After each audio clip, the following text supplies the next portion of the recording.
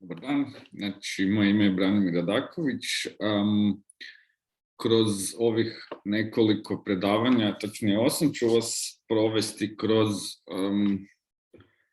plan i način na koji se crowdfunding kampanje pripremaju.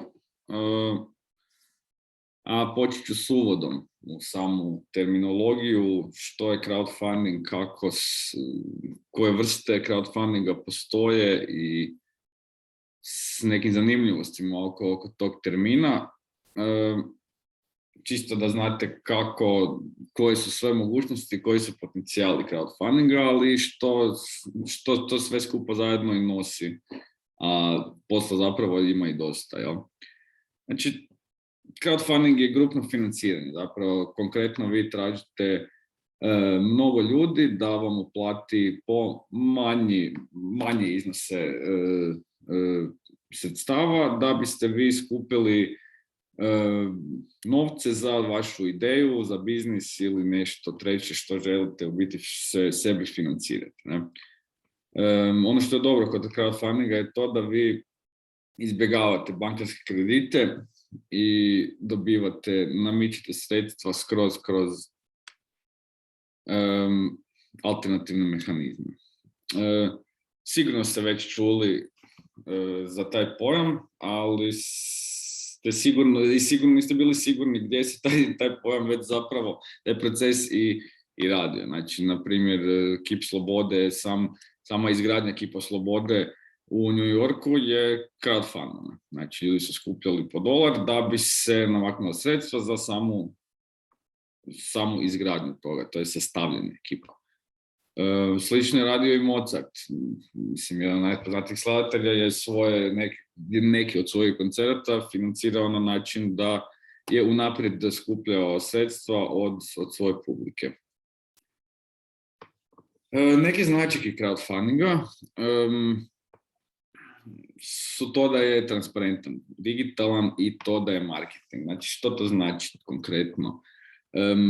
Transparentnost je vrlo bitna tu, jer svi cijelo vrijeme u svakom trenutku vide koliko ste vi sredstava prikupili u svakom trenutku. Vidi se i tko je doprinio, ako ta osoba želi biti vidljiva na, recimo, Indiegogo stranici.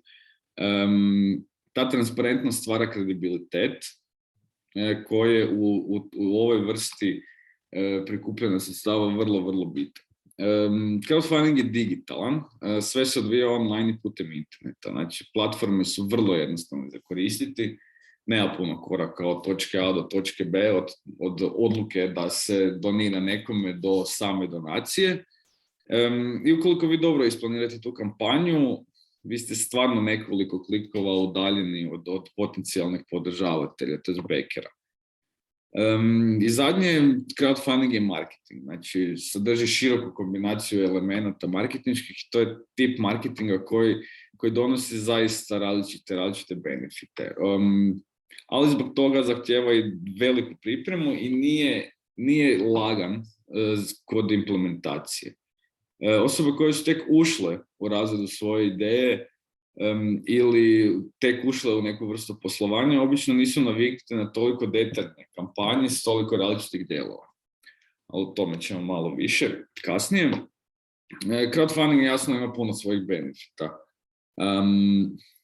Prvi je definitivno promocija. Ako vaš projekt, ako želite biti uspješni u crowdfundingu, vi ćete morati stvoriti određenu promociju, napraviti je i morate doći do svojih ciljnih skupina.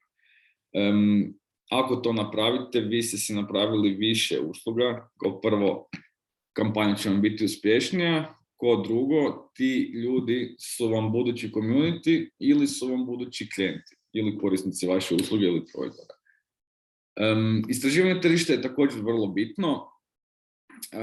Ako niste u projektu nekim višim fazama razvoja koji ciljano radi istraživanje tržišta kroz crowdfunding, i da, to zapravo neki rade, vi ćete dobiti pozitivan ili negativan feedback od svoje zajednice i značite što radite točno, što radite dobro, što radite krivo i moći ćete se shodno ponašati nakon toga. Jel?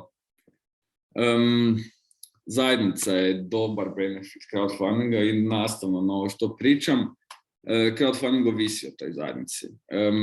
Ili je imate i tad je crowdfunding puno lakši, jer ste već u nekoj vrsti odnosa sa svojom zajednicom ili korisnicima, ili je morate izgraditi i to je teži dio. Veliki investitori su potencijalno ogroman benefit crowdfunding kampanja, jer kroz vidljivost svoje kampanje vi možete dopriti do potencijalno velikih investitora kojima se vaša ideja sviđa i to se zapravo dešava dosta često.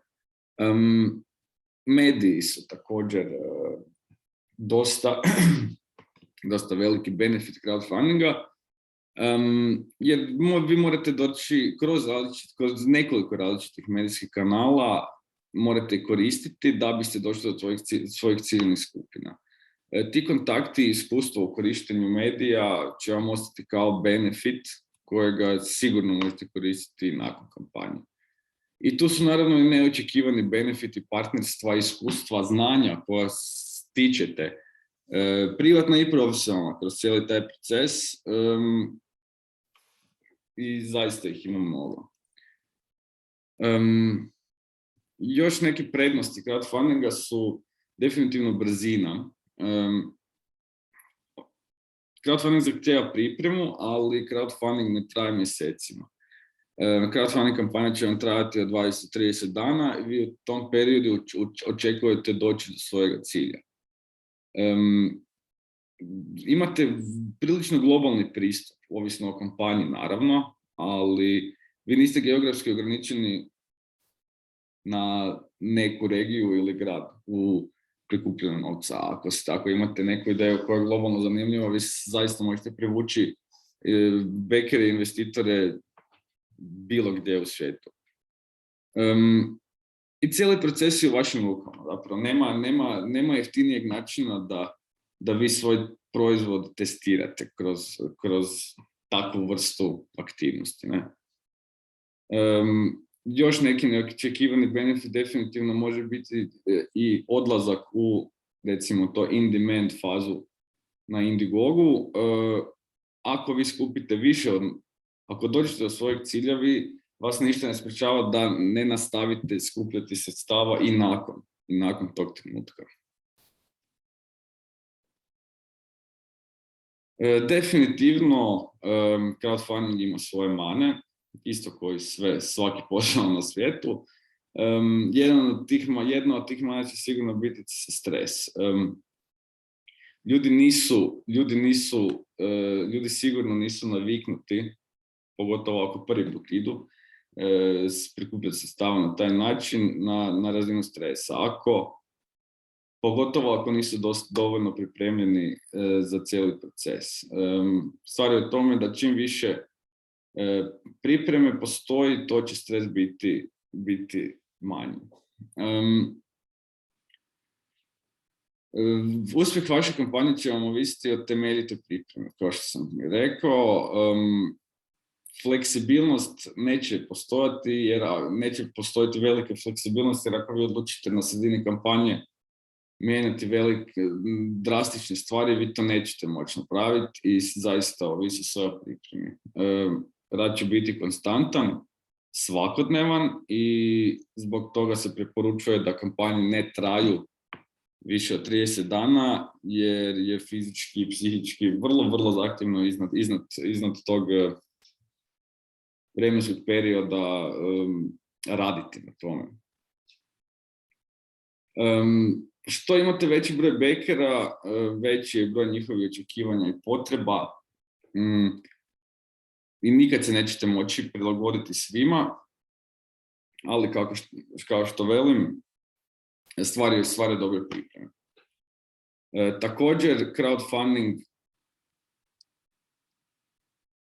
crowdfunding je kompeticija i nikad niste jedini. Pogotovo ako se radi o nekoj manjoj sredini, vi morate dobro paziti da se crowdfunding kampanja ne poklapa s nekim drugim, a pogotovo ne sličnim kampanjama. Što zapravo možete crowdfundati? Ne postoji nikakvo konkretno pravilo.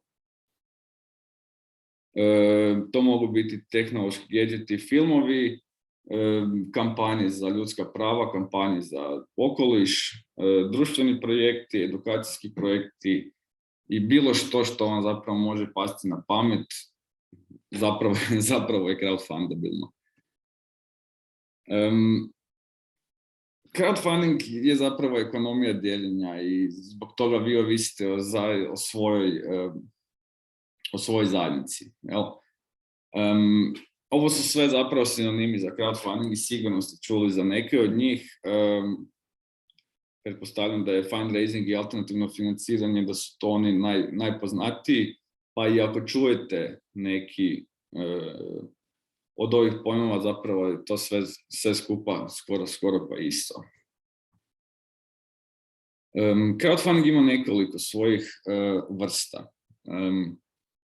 Kod nas u Hrvatskoj najpoznatiji, najširi, zapravo najviše kampanja ima u donacijskom smislu i nagradnom smislu. Donacijski smislu znači da vi jednostavno donirate novac za nešto. Bilo to obnova nakon potresa ili nečiji put po svijetu. Vi u tom slučaju ne očekujete ništa za uzvrat od pokretača kampanje. Za razliku od nagradnog crowdfundinga u kojem vi očekujete nešto za uzvrat i dobivate to. Znači, to su zapravo nagrade ili perkovi u crowdfunding kampanji gdje vi dobivate određenu nagradu ovisno o tome koliko ste novaca donirali. Jasno, čim je donacija veća, to je i nagrada veća. Postoje kampanje koje prodaju svoje proizvode po, recimo, sniženim cijenama na crowdfunding platformama i to se isto može nazivati nagradom. Postoji posudbeni crowdfunding koji je zapravo u svom obujmu volumenu najveći na svijetu, iako u Hrvatskoj ta vrsta financiranja zaista još nije zaživjela. Ali investicijski crowdfunding gdje pokretači kampanja zapravo privlače investitore, na engleskom se to prevodi equity crowdfunding, i ti investitori zapravo dobivaju udjele, to jest dionice u firmama. Primjer toga je Funderbeam platforma. Razlika je između ljudi koji podržavaju kampanje je ta da su u donacijskom i nagradbenom crowdfundingu to podržavatelji ili bekeri, dok su posudbeni investicijski više namijenjeni investitorima. Zaista postoji jako puno platformi koje se mogu koristiti. Ima ih generalnih, ima platformi koje su točno dezignirane za određenu vrstu crowdfundinga, što može biti socijalno, ekološki, tehnološki ili bilo što drugo. Neću ih nabrajati, nego ću spomenuti zapravo one najpoznatije. To je definitivno Indiegogo. To su Indiegogo i Kickstarter. Od onih lending posudbenih crowdfunding kampanja sigurno ću spomenuti Kiva. A u Hrvatskoj investicijska crowdfunding platforma je dostupna je Funderbeam, gdje možete kupovati i trgovati zapravo dionicama, to jest udjelima u firmama koje su listane na toj platformi. Neki od poznatih u Hrvatskoj su Miret i Medvedgrad, od kojih su svaki iskupili nekoliko stotina tisuća eura u svojim uspješnim kampanjama. To je to za sam uvod u crowdfundingu, a u idućim videima idemo konkretno razrađivati kampanju i vidjeti točno kakvi su procesi potrebni da bi kampanja se pristojno i dobro pripremila.